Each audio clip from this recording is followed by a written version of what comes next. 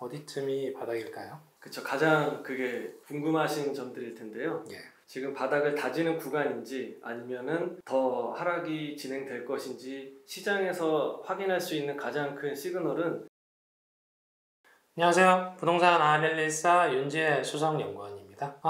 최근 이제 요맘때 전망들을 많이 하는데 사실 예전과 다르게 전문가 분들 사이에서도 전망이 많이 좀 엇갈리는 분위기입니다. 그래서 예전에는 이제 한 분 정도 초빙을 해서 여러 가지 의견을 취합을 했는데 이번에는 특별히 두 분을 모시고 말씀들을 좀 나누도록 하겠습니다. 저는 도시화경제라는 컨설팅 회사를 운영을 하고 있고요. 보통 주택을 공급하시는 분들이라든지 수요자들을 직접적으로 만나고 있습니다. NH투자증권에서 부동산 연구원으로 일하고 있는 정보현이라고 합니다. 부동산 시장 분석을 주 업무로 해서 저희 회사와 거래하는 개인이나 이제 법인 고객들의 부동산 관련된 고민의 해법을 찾는 역할을 좀 하고 있고요. 두 분 다 사실은 시장에서 이제 컨설팅을 하시는 분들이고 한쪽은 시행, 시공을 포함해서 한쪽은 이제 금융 쪽에서 하시니까 컨설팅 하실 때 항상 질문 받으시는 게 있을 거예요. 그래서 올해는 사실 그 전문가뿐만 아니라 사실은 각종 기관에서 금리와 관련된 부분들이 사실은 변수로 작동을 못 하다 보니까 대부분 틀리셨고요. 뭐 저를 포함해서 그럼에도 불구하고 내년 2023년 에 대한 부분들을 전망을 해봐야 되는데 단도직입적으로 묻겠습니다. 2023년 전망 어떻게 보세요?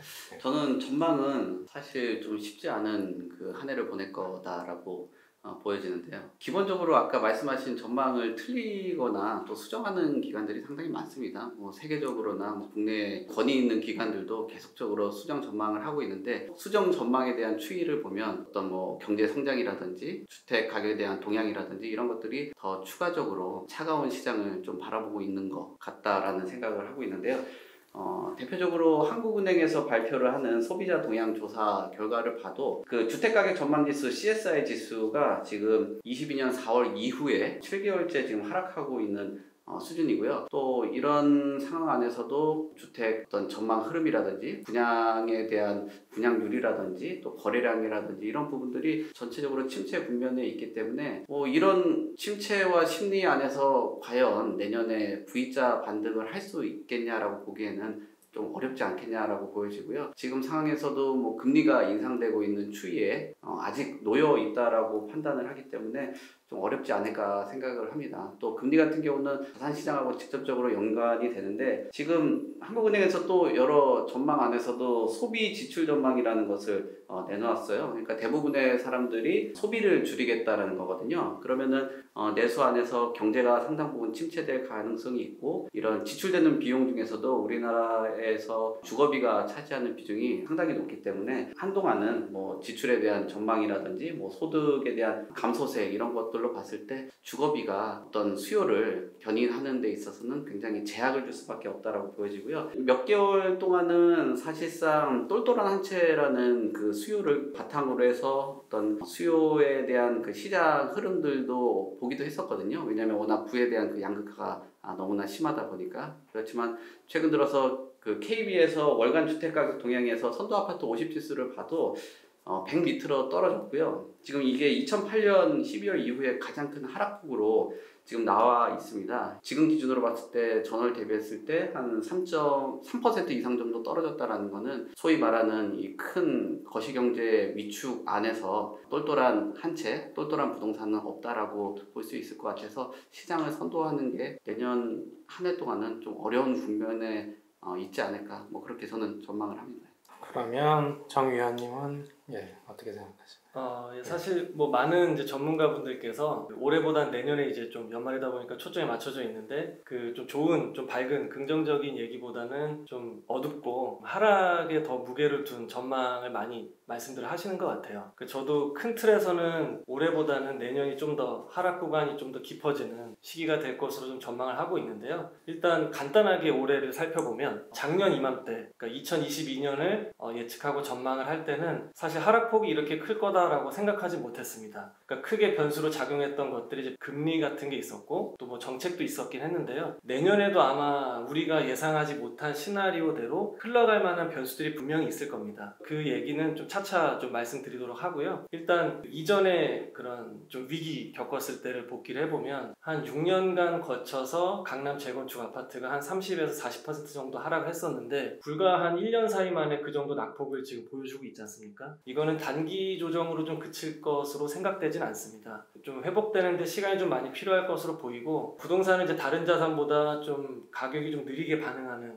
특성이 좀 있기 때문에 올해가 그 끝이 아니라 내년에 좀 더 조정폭이 깊어진다거나 아니면 하락 거래가 좀 더 많아지는 분위기가 펼쳐질 것으로 좀 생각을 좀 하고 있고 관련돼서 뭐 거시적인 뭐 금리 변수라든지 아니면 거래량 아니면 이제 소비자 참여자들의 심리라든지 좀 긍정적인 좀 요인들은 좀 찾기가 어려운 것으로 좀 생각은 되고 있습니다. 이제 다만 금리가 계속 이렇게 빅스텝 뭐 베이비 스텝 인상되는 시기가 뭐 많은 분들께서 내년 상반기 정도까지를 얘기를 하고 있는데 그 이후에 이제 변동 구간이 끝나고 안정기 좀 접어들고 그리고 남아있는 규제가 다 풀리고 나면 아마 반대 매매 심리도 좀 살아날 수 있을 것으로 좀 생각은 하고 있습니다. 그래서 결론은 이게 회복되는 데까지 시간이 뭐 V자형의 단기 회복일 것이냐 아니면은 L자로 이제 리세션으로 갈 것이냐 아니면 지난 리먼 이후 때처럼 U자형으로 할 것이냐인데 여기에 대한 좀 더 구체적인 그 예측은 내년 상반기가 끝나는 2분기 말 정도가 되면 좀 더 구체화될 수 있을 것으로 생각이 되고 그 전까지는 아무래도 하락 거래가 좀 더 많아지는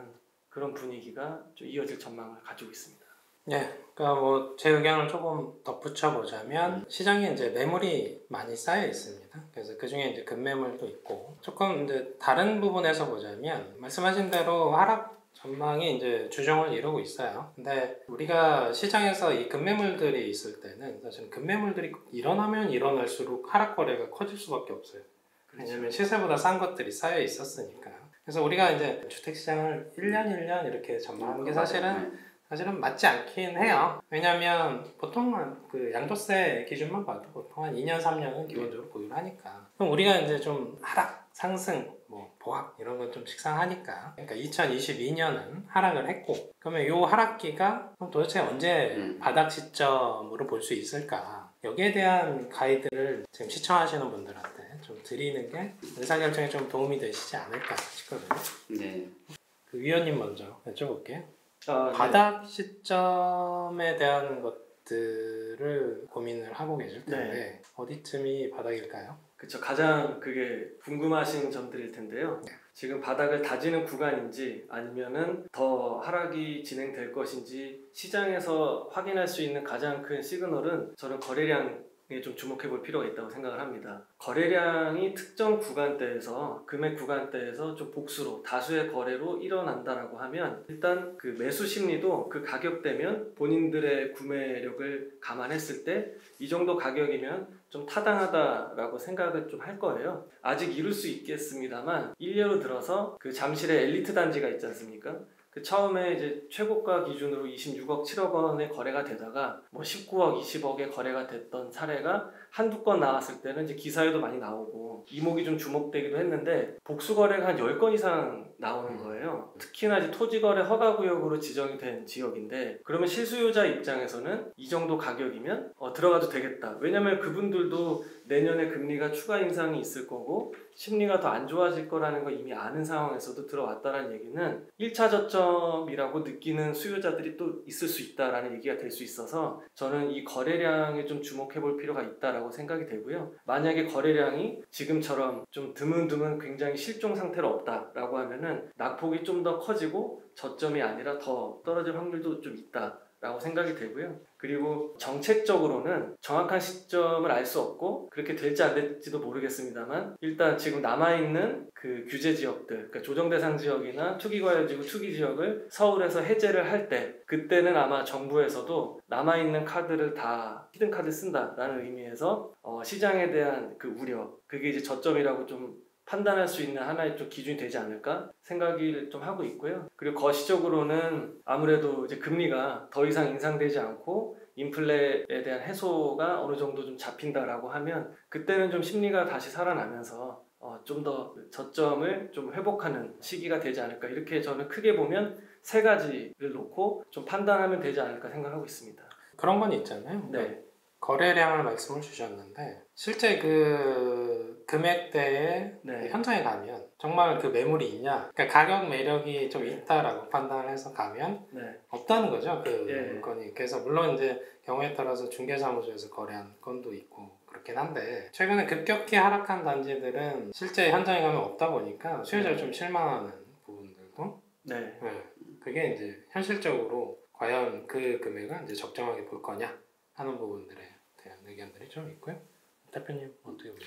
네. 저는 우선 실거래가가 가장 핵심이지 않을까 생각되거든요. 보통 주택가격이 오르는 그 시점에는 호가 중심으로 시장을 많이 바라보는데 주택가격을 좀 조정을 받거나 하락을 할 때는 많은 사람들이 거래 가격이 얼마에 찍혔냐를 보거든요. 그 가격을 기준으로 해서 상한선을 잡기 때문에. 근데 이제 실거래 가격이 찍히고 나서 그 이후에 뭐 최근 들어서 몇 개월간의 기간 동안 하락거래 비중이 많은지 아니면 상승거래 비중이 많은지 이 부분을 좀 판단을 해보는 게 좋을 것 같아요. 그러니까 비중 자체가 많은 수요자들이 실거래 가격보다 좀 저렴하게 살려고 한다면 추가적으로 하락할 가능성이 좀 열려 있지 않을까라고 생각돼서 결국은 시장의 뭐 미래를 예측하는 지금 시장 환경에서는 많은 사람들이 미래에 대한 가치를 투자를 하는 것보다는 현재에 대한 가치라든지 현재에 대한 투자성을 보고 투자하시는 경향들이 좀 있거든요. 그렇게 보면은 가장 미래에 대한 그 청사진으로 생각하는 우리가 생각하는 그 가치라고 생각되는 그 가격이나 뭐 시장에서 판단하는 그 호가보다는 실거래 가격 중심으로 시장을 보는 게 좋지 않을까 생각되고요. 또 그 외적으로는 금리하고 유동성을 보실 필요가 있습니다. 그러니까 유동성 같은 경우는 일부 좀 축소가 되고 또는 뭐 예금 쪽으로 흘러가긴 해도 그 금액이 자체가 완전히 잠기는 그런 상황은 아니기 때문에 여전히 풀려있는 유동성이 크기 때문에 어떤 정책적인 변화라든지 시장에 대해서 뭐 금리의 속도가 횡보가 아니라 급격하게 또 다시 경기 침체를 막기 위해서 낮춰진다라면 다시 부동산 쪽으로 가격이 또 흘러갈 수 있다. 자본이 좀 흘러갈 수 있다라고 보여지고요. 또 금리하고 유동성 같은 경우는 자산 결정에 대한 뭐 소위 말하는 그 이론이라든지 통화주의적 이론에서도 봤을 때 글로벌 금융 위기 이후로는 굉장히 그 연관성이 커졌다라는 보고서들이 계속적으로 나오고 있어요. 그러니까 그전 같은 경우도 뭐 주택 가격의 이제 미래에 예상되는 가치라든지 이런 것들을 설명할 때 금리가 하락하면은 할인율이 낮아져서 주택 가격이 상승을 한다든지 또는 통화주의적 이론에서 보면은 유동성이 확대가 되면 그 유동성 때문에 채권이나 실물 자산이 구입을 하고 또 이런 실물 자산에 대한 가격들이 올라가고 또 주택 금융이 활성화가 되면 유동성 관계가 높아지기 때문에 주택 시장에 영향을 크게 주거든요. 그렇게 된다면 지금 역시나 뭐 실거래 가격하고 금리에 대한 이 변수가 시장에서 가장 중요할 것으로 보여지는데 내년에는 그래도 그 금리가 지금의 기조로 봤을 때 또 최근에 미리 선제적으로 시장에 시그널을 지금 주고 있는 그런 형태잖아요. 그럼